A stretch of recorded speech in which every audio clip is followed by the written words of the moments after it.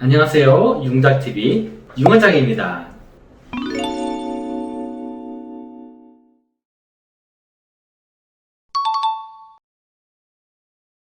안녕하세요. 융원장입니다. 제가 성형 상담을 하다 보면 흉터에 관해 걱정하시는 분들이 많거든요. 그래서 오늘은 제가 흉터에 관한 설명을 드릴까 합니다. 상담을 하다 보면 많이 물어보시는 것 중에 하나가 제가 켈로이드 체질인데 성형수술을 받아도 되나요? 라는 질문이에요. 물론 선천적으로 켈로이드 체질인 경우에는 수술을 할 때 이러한 체질을 고려해서 여러 가지로 설명을 드리고 이에 맞는 수술을 진행해야 되겠지만 다행스러운 점은 그렇게 말씀하시는 환자분들의 대부분은 켈로이드 체질이 아니라는 것이죠. 실제로 켈로이드 체질은 전 인구의 1에서 2% 정도인데 우리나라 사람의 경우에는 이보다 훨씬 더 적은 빈도로 발생한다고 알려져 있어요. 그러니까 선천적인 켈로이드 체질인 환자를 진료실에서 만난다는 것은 쉽지가 않은 일이죠.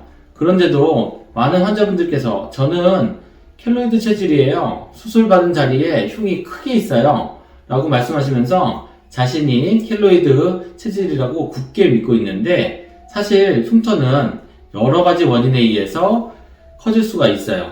그리고 이렇게 커진 흉터를 보고 나서 나는 켈로이드 체질이구나 라고 오해를 하시게 되는 거죠. 환자분 뿐만 아니라 흉에 대한 전문적인 지식이 좀 부족한 의사분들께서도 일단 흉이 크게 남으면 무조건 환자분은 켈로이드 체질이세요 라고 잘못 설명을 해주다 보니까 환자분들은 내가 켈로이드 체질이구나 라고 오해를 더 많이 하게 되는 것 같아요. 그렇다면 크게 남은 흉터가 켈로이드 체질이 아니라면 과연 뭘까요? 그것은 정답은 하이퍼트로픽 스카라는 과형성 흉터인데 이에 대한 전문 지식이 없으면 이 무조건 크게 흉터가 남을 경우에 켈로이드 체질이구나 라고 오해를 할 수가 있는 거죠. 사진을 보면서 설명드리도록 할게요. 첫 번째 사진은 제왕절개 후에 남은 흉터이고 두 번째 사진은 개복 수술 후에 남은 흉터예요. 이 두 흉터 모두 색깔이 붉고 단단하면서 울퉁불퉁하게 튀어나와 있어요. 이 모습을 보고 켈로이드 흉터구나 라고 오해를 하게 되는 건데요. 앞서 설명드린 대로 흉터가 크다고 해서 무조건 켈로이드 흉터는 아니에요.